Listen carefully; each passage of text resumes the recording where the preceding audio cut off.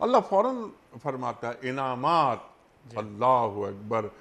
اللہ تعالیٰ کیا کرے گا؟ پہلا کام تو یہ کرے گا کہ تمہارے اعمال درست کر دے گا.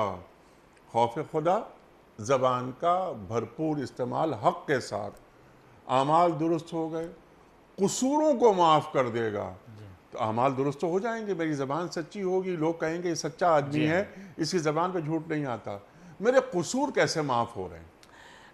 انس صاحب مجھے ایک چھوٹی سی آپ اجازت دیجئے، ارشاد، یہ جو ارشاد. آپ نے قولوا قولا سدیدا والا جو جملہ ہے، میں اس کو اپنے ایک چھوٹے سے تجربے سے آپ کو ارشاد، کھولنا ارشاد. چاہوں گا.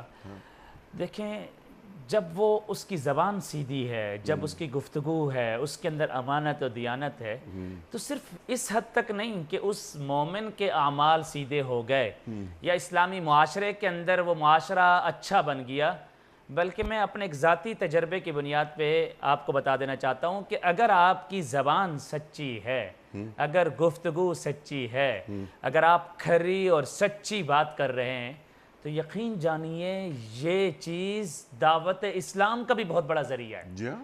اور کئی مواقع پر ہم یہ دیکھتے ہیں کہ کئی سارے لوگ اسلام قبول اس بنیاد پہ کر لیتے ہیں کہ اس کی زبان سچی ہے. سبحان میں اس کا ذاتی تجربہ آپ سے شیئر کرنا چاہ رہا ہوں، چونکہ میں پچھلے 8 سال سے ہانگ کانگ کے اندر موجود ہوں. آپ بھی تشریف لائے تھے اس اسلامی سینٹر میں. وہ سینٹر پورے ہانگ کانگ کا سب سے بڑا اسلامک سینٹر ہے.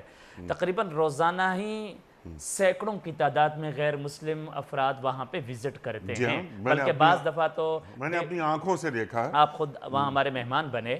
وہاں بعض دفعہ 100 150 بھی غیر مسلم افراد مختلف یونیورسٹیوں سے، کالجز سے، مختلف آرگنائزیشن سے وہاں آتے ہیں. اور آپ ان تک دین کا پیغام پہنچاتے الحمدللہ ہیں. الحمدللہ مجھے موقع ملتا ہے. اللہ تعالیٰ کا بڑا کرم ہے، فضل ہے.